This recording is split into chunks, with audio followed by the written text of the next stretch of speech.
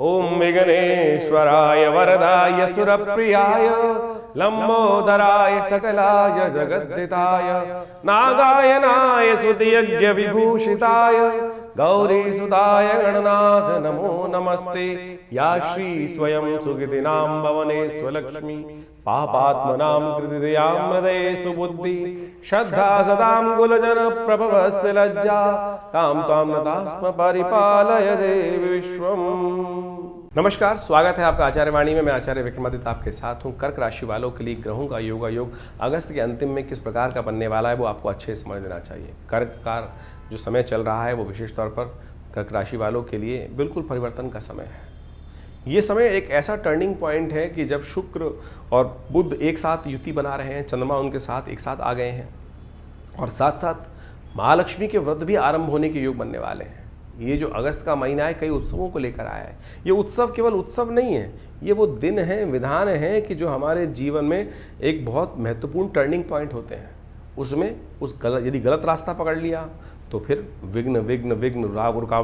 रुकावटें आनी शुरू हो जाती हैं। और यदि सही रास्ते पर पकड़ लिए तो क्या होता है कि अपने आप हमारे नए से नए दरवाजे खुलते चले जाते हैं। तो ये ऐसे दिन चल रहे हैं आपकी राशि के दृष्टिकोण से। समझ लेना चाहिए आपको कि ये भारतीय संस्कृति में पंचांग के दृष्टिकोण से, ज्योतिष के दृष्टिकोण से जो निर्धारण मुहूर्त किए जाते हैं वो इन्हीं सब रहस्यों को बताने के लिए किए जाते हैं। और बुद्धिमान व्यक्ति देश काल परिस्थिति को समझते हुए जो समझकर कार्य करते हैं वो विशेष तौर पर एनालिसिस, जिसको आज की तारीख में मॉडर्न वे में करते हैं कि हमने एनालाइज कर लिया है इस कंप्यूटर युग में एक ही चीज़ को आकर, और फिर हम कार्य करते हैं, शोध कर कार्य करते हैं। हम ज्योतिष की गणनाओं के अनुसार से आपको बताने जा रहे हैं कि किस प्रकार के योग आपके लिए बनने वाले हैं। ये टर्निंग पॉइंट है। क्यों? महालक्ष्मी योग बनकर तैयार है आपकी राशि में। शुक्र, बुध, चंद्रमा एक साथ आपकी राशि में विराजमान होकर एक नया कुछ ना कुछ खोलने का रास्ता, किस्मत खोलने का रास्ता आपके समक्ष उपस्थित करते दिखाई दे रहे हैं। और यदि आप उसको आरंभ सही दिशा में कर दें तो बहुत जल्दी से लाभ प्राप्त कर सकते हैं। लेकिन ध्यान रखिएगा, इन दिनों राहु का, केतु का, सूर्य का योग बड़ा विचित्र प्रकार का आपके लिए बन रहा है। जल्दी नहीं, जल्दी का काम शैतान का होता है। तुरंत बहुत तेज गति से कहीं कमिटमेंट कराए, ये भी कर दूंगा, वो भी कर दूंगा, वो वैसा भी कर दूंगा, वैसा भी कर दूंगा। वाणी पे संयम रखिएगा। ये समय आपके लिए बहुत महत्वपूर्ण है। ये समय जो आने वाले कुछ दिन, खासतौर पे हम कहेंगे जो 15-20 दिन है, ये बहुत महत्वपूर्ण है। इनको समझकर कार्य करने का आपका समय बिल्कुल है। जो सोच समझकर काम करेंगे तो बिल्कुल बहुत बढ़िया से रहेंगे। और वैसे ही भुस में लठ मारने का प्रयास करोगे, बिना कुछ सोच समझे कहीं भी हर जगह कमिटमेंट कर दी, कहीं भी साइन कर दिए तो फंस जाओगे। वाणी दोष लग सकता है। क्या होगा, कब होगा, कैसे होगा? टर्निंग पॉइंट आ रहा है इस समय। कई ऐसे योग बन रहे हैं आपकी राशि के दृष्टिकोण से। यदि हम समझें तो एक छोटा सा रास्ता लेफ्ट की जगह राइट हो गए तो बस कहीं ना कहीं मत्थे लग जाएगा कलंक आपके जिम में। और उससे बचने का कौन सा रास्ता है वो भी हम आपको बताने वाले हैं। ये समय बहुत विचित्र आपके लिए अगस्त का अंतिम काल है। समझने सिलसिलेवार तरीके से कैसा योग बन रहा है आपके लिए। 21 तारीख से आरंभ करते हैं। बृहस्पतिवार का अवसर, त्रयोदशी तिथि है। भाद्रपद मास के कृष्ण पक्ष का योग चल रहा है। त्रयोदशी तिथि विद्यमान है और इस दिन ग्रहों का योग आपके लिए नई एनर्जी को आपके साथ लेकर उपस्थित हो रहा है। इस एनर्जी को सही यूटिलाइज कीजिए। शुक्र परिवर्तन कर चुके हैं रात्रि में और ये परिवर्तन कर आपकी राशि में ही प्रवेश करें बुध के साथ, उदय हुए बुध के साथ, शुक्र के साथ। चंद्रमा वहाँ पूरी ताकत में विराजमान होने का योग बना रहा है। तो ऐसे में थोड़ा सा मन को ताकत देकर कार्य करने का प्रयास करें। शंकर को जितना प्रसन्न करेंगे ना, भगवान शंकर को जितना अपने साथ रखेंगे, सब चीज़ें आपके लिए, क्योंकि भावी मेट सकें त्रिपुरारी शास्त्र में कहा गया है। तो ऐसे में आवश्यकता है कि बस शंकर जी को प्रसन्न रख के कार्य करते चलें। सब कुछ आपके लिए बहुत अच्छी अपॉर्चुनिटीज़ लाने की योग बना रहा है। घर परिवार को प्रसन्न रखें। घर परिवार वाले लोग, दोस्तों से ज़्यादा घर परिवार वाले प्रसन्न रहने चाहिए आपसे। इस वक्त किस्मत की चाबी आपके घर वालों के समक्ष, आपके घर के जितने भी सदस्य हैं उनको प्रसन्न रखने का प्रयास करें। उनको रुष्ट मत कीजिए। उनका आशीर्वाद, उनका सत्संग, उनके साथ बातचीत अच्छी रखने का प्रयास करें। उनको साथ जितना साधोगे ना उतना अच्छा आपके लिए रहेगा। भद्रा है इस दिन। नए कार्यों को आरंभ करने से आपको बचना चाहिए। इच्छाधारी योग लेकर समय चल रहा है आपकी राशि में इस वक्त को। 22 तारीख को समझ लीजिए शुक्रवार का अवसर है। चतुर्दशी तिथि है और अघोर 14 का योग बन रहा है। कहा ना हमने शिव का ध्यान करें। आपकी राशि के दृष्टिकोण से दिन भी आ गया है और चंद्रमा तो वैसे ही आपकी राशि में सुंदर रूप से विराजमान है। तो इसलिए विशेष तौर पर समझ लीजिए क्या ग्रह योग बन रहे हैं आपके लिए। वर्षा ऋतु समाप्त और शरद ऋतु आरंभ नई उम्मीद के साथ आरंभ हुई है, नई एनर्जी आपको देने के लिए योग बनाती दिखाई दे रही है। ऐसे में ग्रहों का योगा योग जो आपके लिए बन रहा है करीब करीब 70% से ऊपर आपके लिए लाभ देने के योग बना रहा है। इच्छाधारी, नेगेटिव मत सोचना। इन दोनों नेगेटिव से जितना दूर रहोगे, पॉजिटिव जितना सोचोगे, उतना रिजल्ट आपके लिए पॉजिटिव रहेगा। एक पुरानी कहावत है, रोते हुए जाओगे तो मरो की खबर लेके आओगे। आपको बिल्कुल नेगेटिव नहीं सोचना है, पॉजिटिव करना भी पॉजिटिव है, सोचना भी पॉजिटिव है।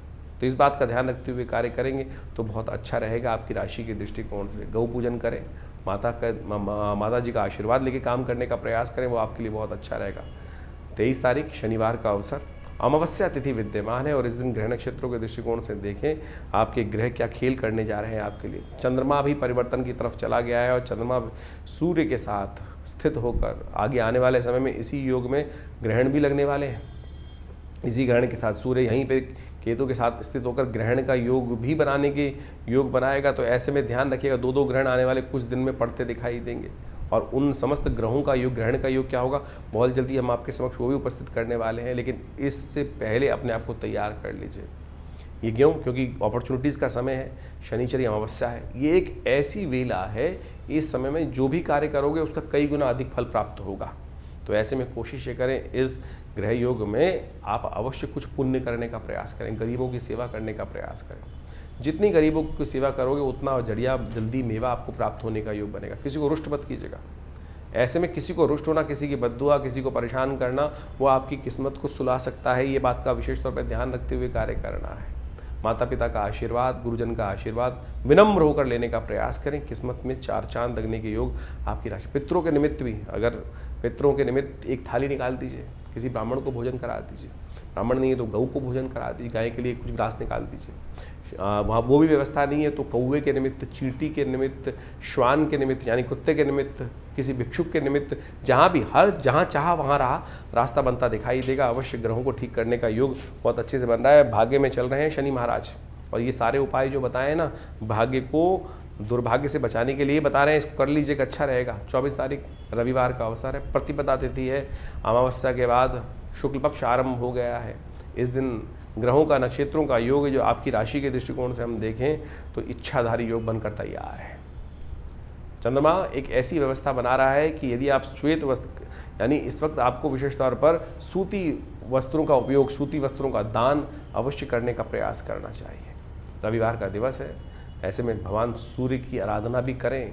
सूर्य किस्मत जगाने के लिए आपकी राशि में इस वक्त परिवर्तन का योग बना रहे हैं। देखिए केतु के साथ स्वग्रही होकर विराजमान हो रहे हैं और बहुत सारे लोग नेगेटिव कह रहे होंगे, कई जगह लोगों ने नेगेटिव देने का प्रयास किया, लेकिन हम कह रहे हैं आपकी राशि में ये बहुत सुंदर। देखिए एक तरफ से तो बृहस्पति आपकी राशि में समझें किस प्रकार का सुंदर योग बन रहा है। शुक्र बुध एक साथ विराजमान, सूर्य चंद्रमा और साथ में केतु विराजमान होकर कुछ नया झंडा, नई उम्मीद आपकी राशि में लेने को तैयार है। लेकिन जो सोवत है, सुखोवत है, जो जागत है, सो पावत है, इस बात का ध्यान रखें। शाम का चांद अवश्य देखिएगा। इस दिन का चांद आपकी किस्मत को जगाने के लिए, किस्मत से कलंक से बचाने के लिए आज उदय हो रहा है।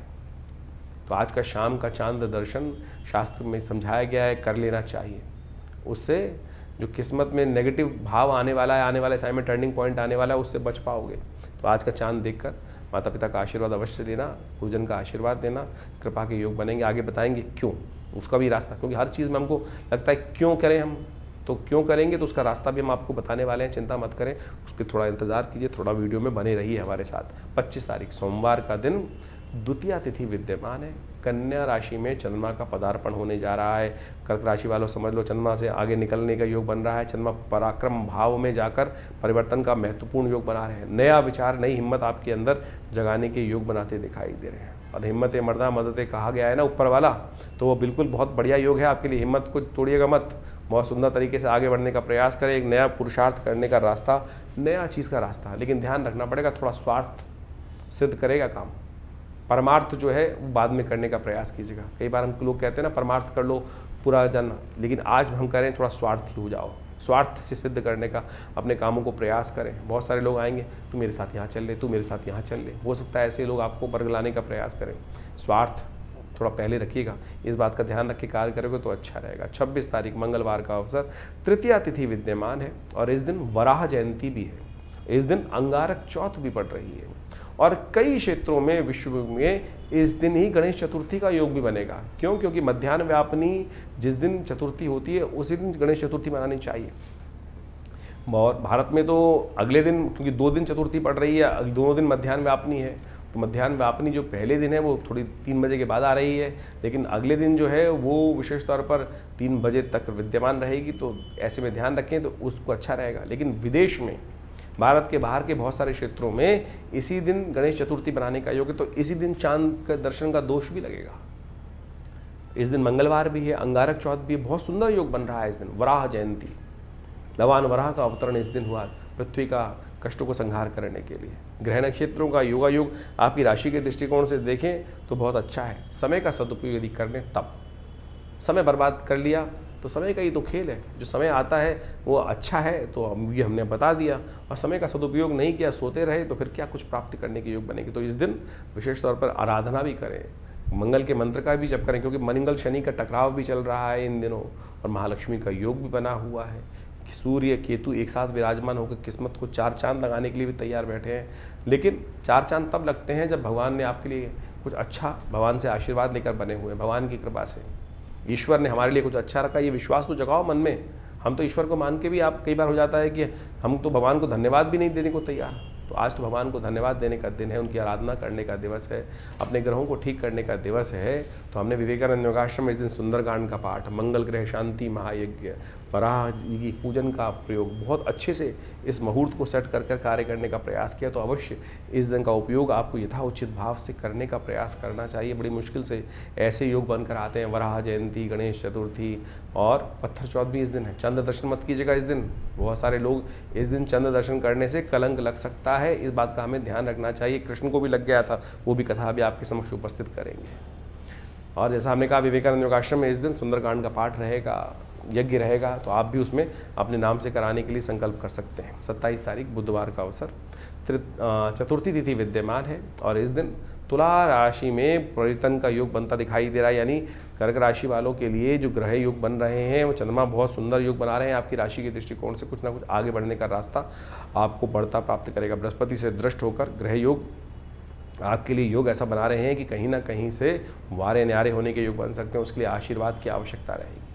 सुंदर रूप से गणेश जी का स्तवन करें, मोदक उन्हें अर्पित करें, सिंदूर उन्हें चढ़ाएं, और गणेश जी समस्त विघ्नों को दूर करने के लिए सुंदर योग बनाते हैं। तो अवश्य गज की स्त्री योग के साथ गणेश जी का जन्मोत्सव आनंद से मन रहा है, और इस दिन के महत्व को समझते हुए कार्य करेंगे तो बहुत अच्छा रहेगा। भारतीय संस्कृति में हर रोज़ एक नया त्यौहार होता है, और उन कथाओं के पीछे पीछे, उन अवतारों के पीछे पीछे बड़े रहस्य की बातें छुपी हुई होती हैं, हमारे जीवन पे जो बड़ा व्यापक प्रभाव डालती हैं। गणेश चतुर्थी के दिन भगवान गणेश का प्रादुर्भाव हुआ, और भगवान गणेश के प्रादुर्भाव के साथ साथ समस्त संसार में उनको आशीर्वाद मिला कि जीवन के विघ्नों को दूर करने के लिए, रिद्धि सिद्धि प्राप्त करने के लिए गणेश जी सबसे पहले प्रथम पूज्य माने गए। और प्रथम पूज्य के साथ साथ उनकी जो ख्याति थी पूरे संसार में फैली। और कहा जाता है कि गणेश जी की जो आकृति थी जिस प्रकार की, उसको देखकर चंद्रमा एक बार उनका उपहास करने के लिए उद्धृत हुए। चंद्रमा उनके स्वरूप को देखकर जब हंसे तो कहा जाता है चंद्रमा को कलंक लगा।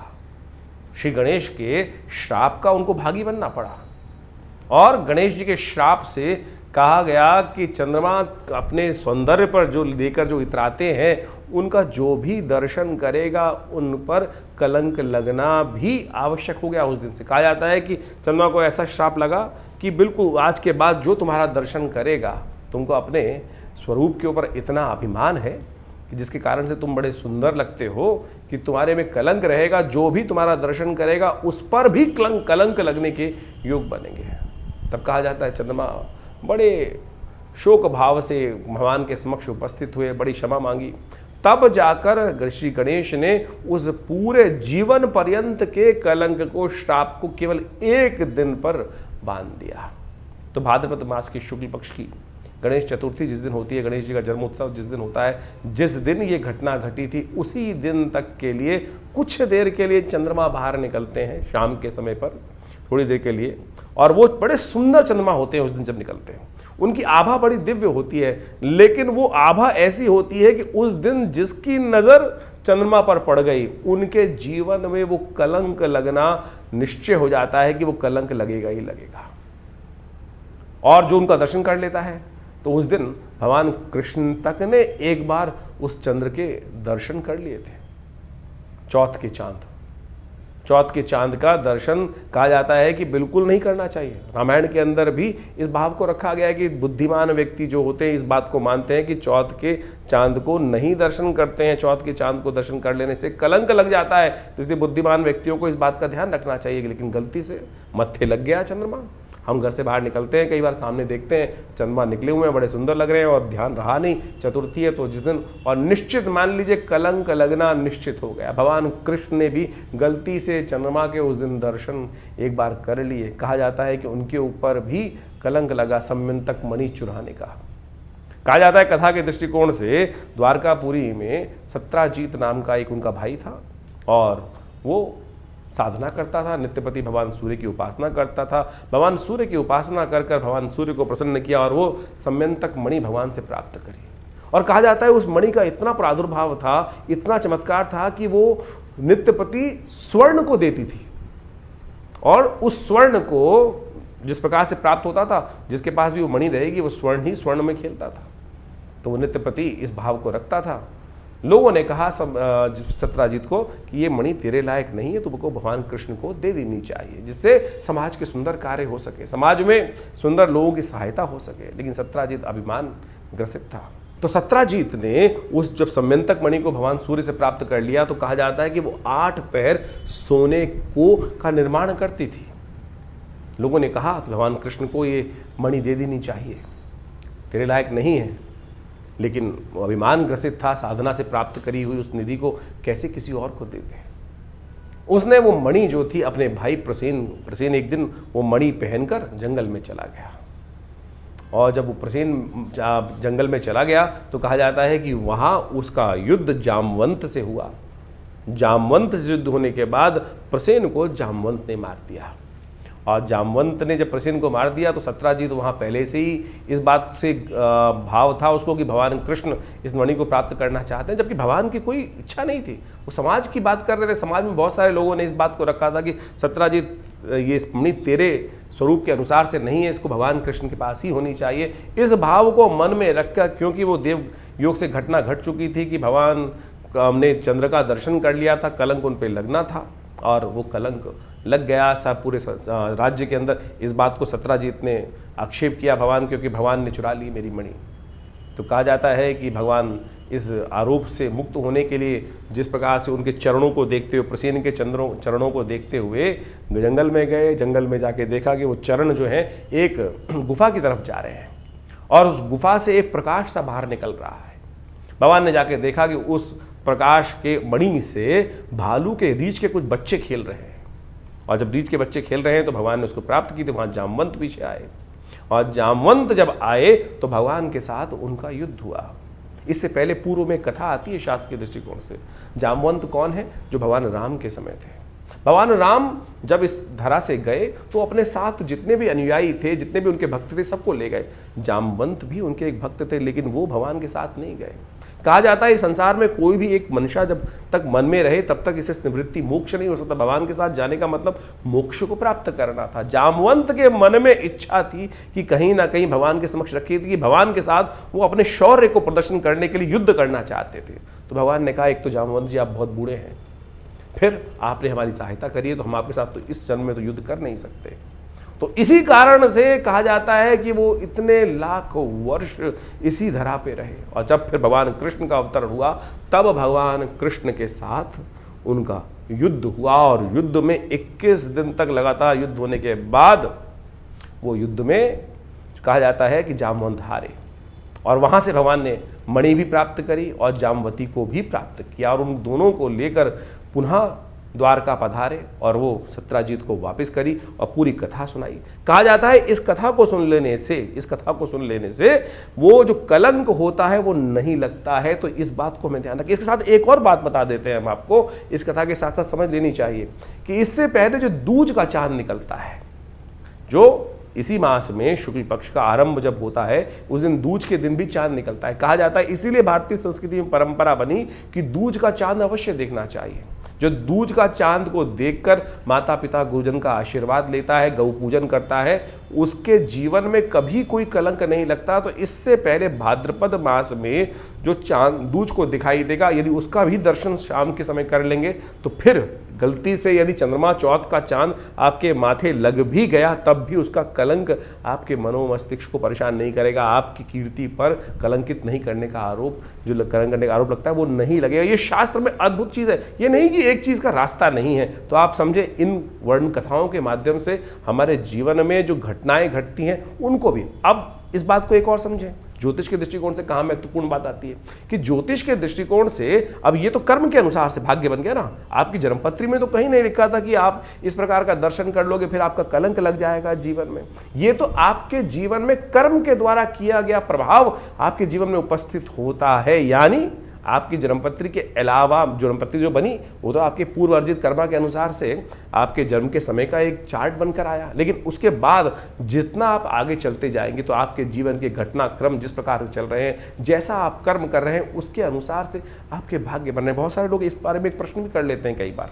ये समझने की आवश्यकता है कि क्या हम पूर्व अर्जित कर्मों के अनुसार से ही जीवन को आगे व्यतीत करते हैं? नहीं भाई, आप उसके साथ साथ अपने प्रत्यक्ष कर्म के द्वारा भी अपने पूर्व अर्जित कर्मों को बढ़ा सकते हैं, घटा सकते हैं। दुष्कर्मों को घटा सकते हैं पुण्यों के द्वारा। जो आप यज्ञ इत्यादि, दान इत्यादि, पुण्य इत्यादि, उपाय इत्यादि विभिन्न प्रकार से करते हैं वो यही तो है। इसी के द्वारा तो पूर्व जन्म में, पूर्व समय में किए गए दुष्कर्मों का प्रायश्चित कर उसका घटन किया जाता है, उसको घटाया जाता है। तो यानी जो कर्म प्रधान विश्व रच राखा, ये भाव जो रखा गया है, यानी अब जो कर्म हो गया, मनसा वाचा कर्म, 3 प्रकार के कर्म शास्त्र में वर्णित है, उनको हो जाने से जीवन में जो प्रभाव उसका उत्पन्न होता है उसको घटाया बढ़ाया जा सकता है। जी हाँ, इस घटना के माध्यम से केवल घटना मत समझें, केवल एक कथा को ना समझें, इसका सारांश को समझने की आवश्यकता है कि क्या प्रभाव आपके जीवन में ग्रहों का पड़ रहा है। तो आप किसी भी प्रकार से यदि कोई गलती हो भी गई तो उसका प्रायश्चित करने के विभिन्न मार्ग शास्त्र में जगह जगह वर्णित किए गए हैं। तो इस कथा के माध्यम से हम समझें। तो इस दिन भगवान का स्तवन करें, श्री गणेश का स्तवन करें। अब जो कर्म हो गया, चंद्रमा के द्वारा भी तो गलत कर्म हुआ, वो चाहते तो नहीं थे, लेकिन क्या हुआ, सामने एक ऐसी स्थिति बनकर आ गई, भगवान शंकर के पुत्र के ऊपर हाथी का चिन्ह लग गया। तो कोई भी व्यक्ति जब कुछ ऐसी प्रकार से एक अजीब चीज़ देखता है तो उपहास उठाने का एक स्वाभाविक प्रयास करता है। वो उपहास का जो उपहास यानी हास मजाक करने का कितना दुष्प्रभाव हुआ कि चंद्रमा पर जीवन पर्यंत का कलंक लग गया। लेकिन फिर उन्होंने पश्चाताप किया, भगवान के समक्ष क्षमा मांगी। तो उस क्षमा मांग के 365 दिन पूरे जीवन का कलंक हटाकर केवल 2 आधे घंटे के लिए उस कलंक को बांध दिया गया। चल इतनी देर के लिए तेरे को प्रायश्चित इतनी देर तो करना ही पड़ेगा, इतना तूने जो किया। तो यानी जिस प्रकार के भी ये कर्म करते हैं, लेकिन सबसे पहले हम समझें कि हमारी गलत हुआ, उसको ठीक करने का मार्ग अवश्य बनाने का प्रयास करें। इन कथाओं के माध्यम से ज्योतिष के साथ हम कई बार एक कथा सुनाते हैं, तो इस बात को हमें समझना चाहिए कि इन सब का महत्व ज्योतिष के साथ है। ज्योतिष बिना पुराण के अनुसार से नहीं समझी जा सकती। ज्योतिष केवल ग्रहों का खेल नहीं है। ग्रहों को जानने के साथ साथ उनके द्वारा किए गए जो प्रभाव हैं, अच्छे या बुरे, बुरे हैं तो उनको निष्क्रिय कैसे करना है, उनका जो माध्य निकलना है, रास्ता निकलना है, वो इन जो वैदिक शास्त्र है उनके अनुसार ही निकलना है। तो हमने इस बात को आपके समक्ष इसी कार्यक्रम में इसलिए रखने का सोचा कि आपको पूरा सार समझाने का प्रयास, छोटे रूप में नहीं समझ सकते हैं तो आप किसी प्रकार की भी जीवन में चिंता करना छोड़ें। सबसे पहले तो अरे कुछ ये प्रभाव हो गया, बहुत सारे लोग से पकड़ के बैठ जाते हैं कि मेरी तो 7.5 ही चल रही है, मेरा तो ये चल रहा है, मेरा तो वो चल रहा है। अरे चलना है तो चलने दीजिए ना, उसका हम ठीक करने का रास्ता भगवान की प्रार्थना से, उन उपायों से सही मार्ग पर चलकर प्राप्त करने का प्रयास करें। बहुत सारे लोग बड़े विचित्र होते हैं, लाखों रुपए खर्च करने को तैयार है कि मैं इसको कर देता हूँ, ऐसा कर देता हूँ, ये पंडित जी मेरे लिए ये जब कर देंगे, ऐसा कर देंगे, वो कर देंगे। क्या? अरे आपके स्वयं करने से होने वाला है। मैं ये पहन लेता हूँ, कोई अंगूठी पहन रहा है, कोई कुछ कर रहा है, कोई कुछ कर रहा है। कर्म मन से सोचने से, कर्म को सही मार्ग पे करने से तब जाकर कष्टों से निवृत्ति का मार्ग बनेगा। इसको सैद्धांतिक तौर पर आपको अच्छे से समझ लेना चाहिए। आपका स्वयं का समर्पण चाहिए, तब जाकर भगवान की कृपा आपके जीवन में प्राप्त होगी। तो ये सुंदर रूप से गणेश जी का जो जन्म की कथा है ये बड़ी अद्भुत है, और हमने इस दिन विशेष तौर पर भगवान की प्रार्थना करने के लिए आश्रम में बड़े विशेष कार्यक्रम रखे हैं। आप सब उसमें सम्मिलित हो सकते हैं भगवान की कृपा प्राप्त करने के लिए। इस बार पंचांग के दृष्टिकोण से बड़ा एक और योग बन रहा है कि जो गणेश चतुर्थी के दिन योग बन रहा है, कई क्षेत्रों के अनुसार क्षेत्रवाद रहेगा इसमें।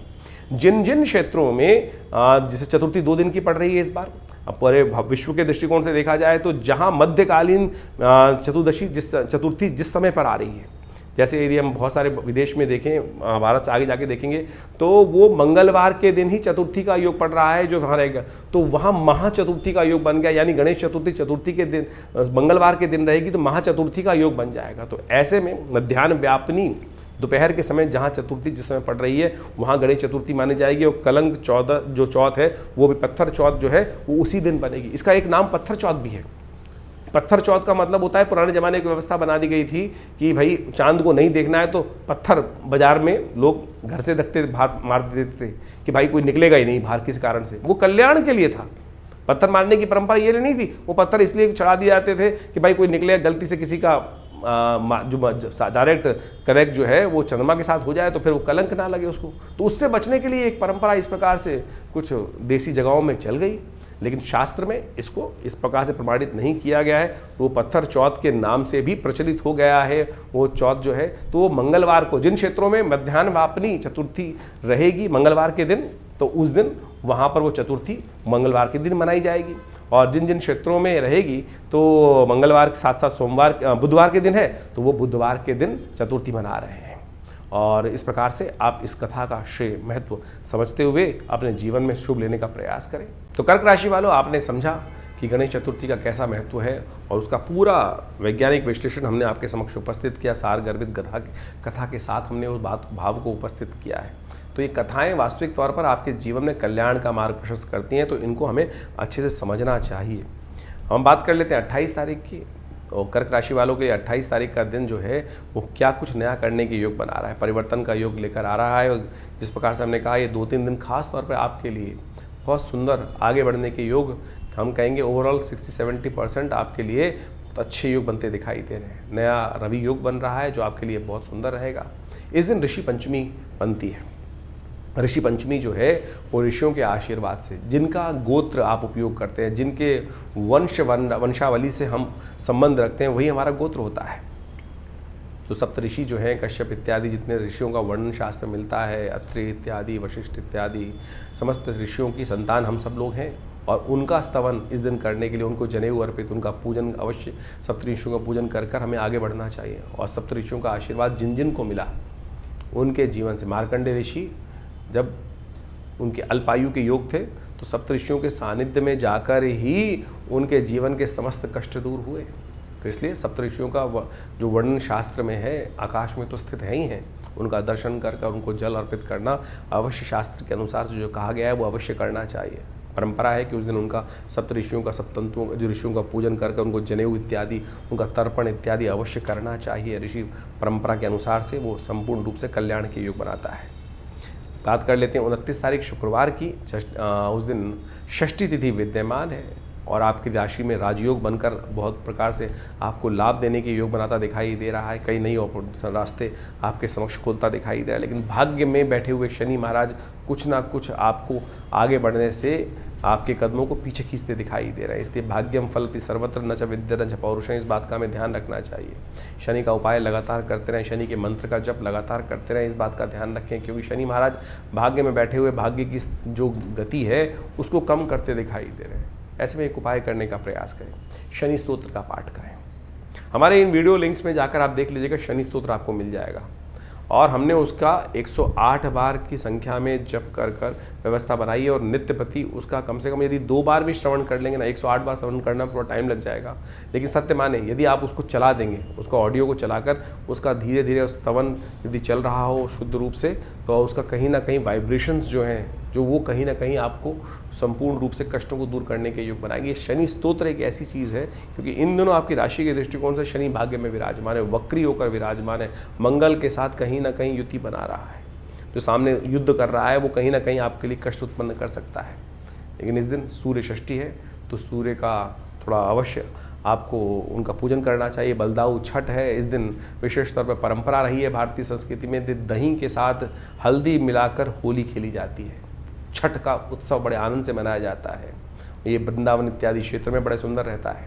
इसका वैज्ञानिक विश्लेषण भी समझना चाहिए।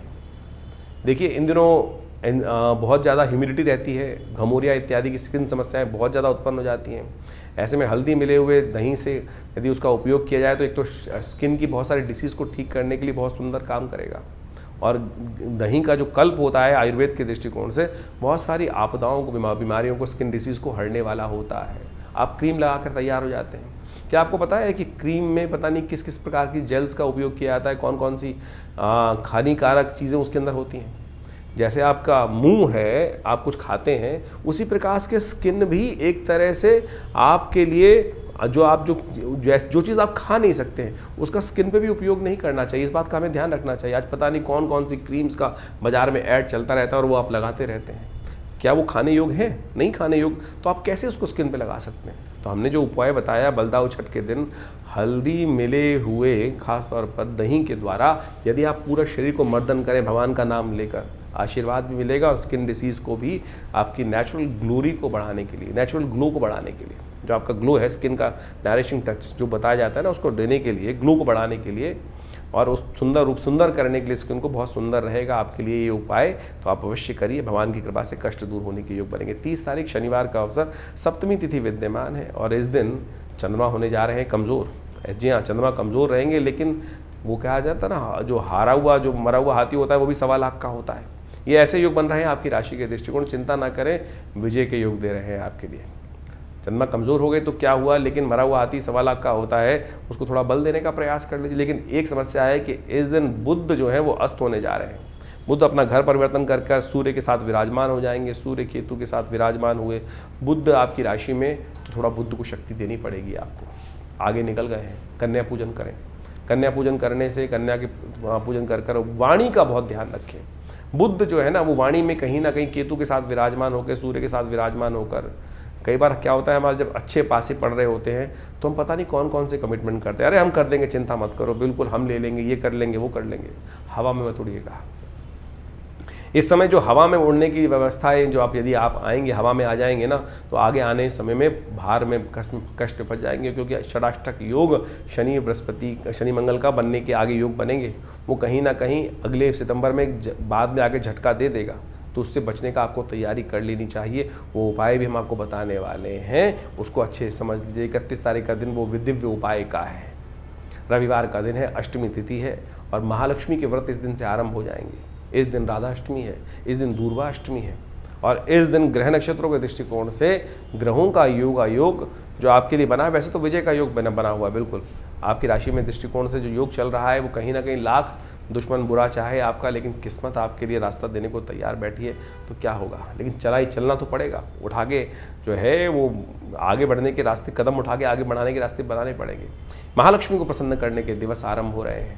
और किस प्रकार से पूजा की जाए भगवती महालक्ष्मी की, कौन से वो दिव्य मंत्र हैं जिनको यदि आपने अब कर लिया तो जब आपकी राशि के दृष्टिकोण से आने वाले समय में शनि मंगल का षडाष्टक जहां आप अकेले बढ़ने वाले हैं, उनसे कैसे बच पाओगे? बच तब पाओगे जब आपका खजाना भरा हुआ हो। वो खजाना भरने का रास्ता महालक्ष्मी के ये व्रत है। कैसे करने हैं, इसका विधान हम आपके समक्ष उपस्थित कर रहे हैं। तो अभी आपने नित्यपति राशि का फल समझने का प्रयास किया और अब आप समझें कि सबसे महत्वपूर्ण जो इस पूरे के पूरे अगस्त के अंदर एक तिथि पड़ रही है वो है महालक्ष्मी व्रत की। इस संसार में समस्त कार्य करने के लिए महालक्ष्मी कृपा चाहिए और महालक्ष्मी को प्रसन्न करने के रास्ते शास्त्र में अनेक विद्यमान हैं। लोग परंपरागत महालक्ष्मी के व्रत रखते ही हैं, लेकिन महालक्ष्मी के व्रत किस प्रकार से किए जाएं, शास्त्र में उसके ऊपर अनेक कथानक, अनेक जो प्रकार हैं, उनकी पूजाओं की पद्धतियां हैं, वो विकसित की गई हैं। लेकिन सबसे ज़्यादा महत्वपूर्ण जो है वो है महालक्ष्मी को प्रसन्न करने के ये महालक्ष्मी के जो व्रत हैं विशेष तौर पर। लेकिन व्रत किस प्रकार से किया जाए, इसको हमको समझने की आवश्यकता है। ये महालक्ष्मी के व्रत जो हैं, ये भगवती महालक्ष्मी का आशीर्वाद किस प्रकार से देंगे? शास्त्र में अनेक प्रकार की कथाएं और अनेक उपनिषदों में, पुराणों में उनको बहुत महत्वपूर्ण तरीके से स्थान दिया गया है। कहा जाता है कि एक बार महर्षि भृगु भ्रमण करते करते उनकी इच्छा मन में आई कि भगवान के दर्शन किए जाएं। तो वो घूमते घूमते विष्णु लोक पहुँचे। वहाँ कहा जाता है कि भगवान श्री सागर में शेषनाग के ऊपर भगवती के साथ विराजमान थे और योग निद्रा में उस वक्त भगवान गए हुए थे, विश्राम कर रहे थे। महाराज भृगु जब पहुँचते हैं, महर्षि भृगु वहाँ पर, तो भगवान योग निद्रा में होने के कारण से उठते नहीं हैं। तो भृगु को बड़ा विचित्र लगता है, पता नहीं किस कारणवश उन्होंने अपना जो चरण था वो भगवान विष्णु की छाती पर रख दिया और कहा कि आपका भक्त यहाँ आया और आप प्रभु आप विश्राम में हैं। कहा जाता है कि भगवान तत्काल उठे और उन्होंने भृगु को प्रणाम किया और कहा कि महाराज आप आए और मैं विश्राम में रहा। लेकिन जिस प्रकार से उन्होंने चरण से भगवान विष्णु के वक्षस्थल पर आघात किया, कहा जाता है महालक्ष्मी वहीं बैठी हुई रुष्ट हुई थी। जो रुष्ट हुई तो उन्होंने महाराज भृगु को श्राप दिया कि आज के बाद हम किसी भी प्रकार से जो आप लोगों के पास नहीं आएंगे। भृगु महाराज ने भी बड़े उत्कृष्ट प्रकार के विद्वान ऋषि रहे और उन्होंने वर्णन, शास्त्र में वर्णन मिलता है कि उन्होंने भगवती के सामने अनुनय विनय के साथ एक प्रार्थना करी कि भगवती, ये मेरा भगवान का एक निजी संवाद था, भक्त हूँ और भक्त की विशेष तौर पर एक भगवान के साथ अपने दास की, अपने स्वामी के साथ एक बड़ी तारतम्यता होती है, एक घनिष्ठ प्रेमता होती है। और भगवान ने कुछ नहीं कहा, लेकिन आपने श्राप दिया, मैं उसको स्वीकार करता हूँ, लेकिन ऐसे मंत्र बनाता हूँ। महर्षि भृगु के द्वारा बनाए गए श्री विद्या के अंतर्गत आए श्री सूक्त का निर्माण उन्होंने उस कथानक के बाद किया और कहा कि जो मैं क्या, ऋषि क्या, कोई भी वर्ण का व्यक्ति संसार में इन मंत्रों को जप करेगा, उनके द्वारा यज्ञ करेगा, इस पद्धति के द्वारा कार्य करेगा, तो माँ भगवती आपको उस दास पर कृपा करनी ही पड़ेगी। और उनके द्वारा बनाए गए वो मंत्र विशेष तौर पर कहा जाता है महालक्ष्मी सूक्त के रूप में उपस्थित है। ऋग्वेद में आए हुए उपनिषद के अंतर्गत, ऋग्वेद उपनिषद के अंतर्गत आए हुए इस महालक्ष्मी सूक्त के अंदर इन मंत्रों का वर्णन मिलता है। और सत्य माने हमने इसके ऊपर बहुत शोध किया। ये जो विधि है श्री सूक्त की, ओम हिरण्यवर्णाम हरणिम सुवर्ण रजत सृजाम चंद्राम हिरण्यमयीं लक्ष्मीं जातवेदो माव ताम आव जातवेदो लक्ष्मी मनमगामिनीं यस्याम हिरण्यम विंदेयम कामश्वम पुरुषानहम। ये जो 16 मंत्र है, हमने 2 मंत्र आपके समक्ष इस वक्त यहाँ रखे।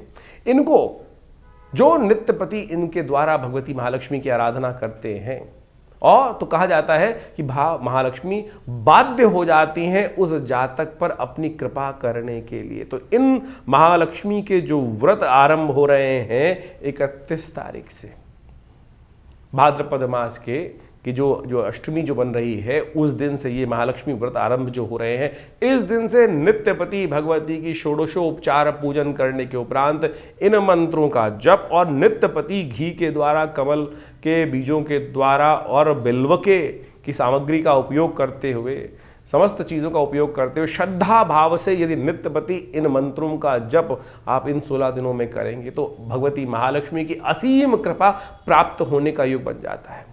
बाह्य तौर पर बहुत सारे लोग व्रत करते हैं, लेकिन बाह्य रूप से उनकी पूजा कर लेते हैं, प्रार्थना कर लेते हैं, उनका पूजन कर लेते हैं, और वो तो पूजा हुई, व्रत कहाँ हुआ, जो उनके समर्पण भाव हुआ। लेकिन जो मूल कारण है, जो है कृपा प्राप्ति करने का जो सिद्धांत है, फिनोमेना क्या है, वो पद्धति क्या है, वो ये श्री सूक्त का जप है, श्री सूक्त का यज्ञ है। यदि इन श्री सूक्त के मंत्रों का नित्यपति यज्ञ करते हैं, हमारे इस चैनल के ऊपर आप डिस्क्रिप्शन में जाकर उन मंत्रों को देख सकते हैं। हमने उसका पूरा यज्ञ अपने इस चैनल पर रखा है, डाला है, और ज़्यादा से ज़्यादा 1.5 मिनट में वो 16 मंत्र पूरे हो जाते हैं। और नित्यपति यदि उनका 108 बार श्रवण, उसका स्तवन आप करना शुरू कर दें तो भगवती महालक्ष्मी की कृपा प्राप्त करने का जो चाहो, जैसा चाहो वैसा होने के योग, चमत्कार एक नहीं हजारों बार हमने देखा। हम भी संसार में रहते हैं और जो व्यवस्था अब चलती है, भगवती कृपा से अद्भुत रूप से वो कृपा प्राप्ति के योग बन सकते हैं। तो आप कैसे भी जीवन में दुर्भाग्य के योग बने हुए हों और ग्रहों का अशुभ प्रभाव हो, वो मंत्र वो शक्ति है कि मंत्र जो है वो देवताओं को बाध्य कर देते हैं आप पर कृपा करने के लिए ग्रहों के दुष्प्रभाव को एक तरफ कर देते हैं। यदि इन शास्त्रोक्त विधि के अनुसार से हमारी भारतीय संस्कृति ऐसी चमत्कारिक संस्कृति है कि जो साथ साथ क्या है कि जो बिल्कुल पद्धतिबद्ध युक्त है कि अगर आप पूर्ण इस श्रद्धा के अनुसार से, विश्वास के अनुसार से इस मार्ग पर चलोगे तो उस गंतव्य के निष्कर्ष पर, अंतिम लक्ष्य को प्राप्त करने का रास्ता बनेगा ही, उसमें कोई दो राय हो ही नहीं सकती हैं। तो ये मंत्र विज्ञान का चमत्कार है जो हमने आज इस कथा के माध्यम से आपके समक्ष रखा है। तो इस भाद्रपद मास के जो महालक्ष्मी के व्रत आरंभ हो रहे हैं, इसमें इन 16 दिनों में नित्यपति, हमने विवेकानंद योगाश्रम में इसके लिए पूरा नित्यपति यज्ञ रखा है और पूर्ण विधि के अनुसार से भगवती महालक्ष्मी के ये अनुष्ठान को किया जा रहा है। आप भी उसमें अपना भाग ले सकते हैं। पूरी व्यवस्था जानने के लिए हमारे जो आश्रम के नंबर्स हैं उन पर संपर्क साध सकते हैं। आपके कैसे भी ग्रह योग हों, कोई बड़ा का कार्य हो, हमने जितनी बार भी, जिसके लिए भी, जब भी, अपने लिए भी, जैसे जब आवश्यकता के अनुसार से करते हैं तो भगवती के ये मंत्र चमत्कार दिखाते हैं। और ये बाण वो बाण है कि लक्ष्य भेद कर ही आता है और लक्ष्य की पूर्ति की तरफ ही काम करता है। तो बड़ी श्रद्धा के साथ आप इन महालक्ष्मी व्रतों को करें, श्रद्धा के साथ इन तरफ चलें। हमारा विश्वास है कि भगवती कृपा से आपके अद्भुत मनोकामना सिद्धि के योग अवश्य बनेंगे। तो इस कार्यक्रम में हमने आपके समक्ष समस्त राशि का प्रभाव उपस्थित किया। तो आप इस पर चलकर, इन मंत्रों को जानकर, इस विधि को जानकर अपने जीवन में कल्याण का मार्ग प्रशस्त करें। धन्यवाद।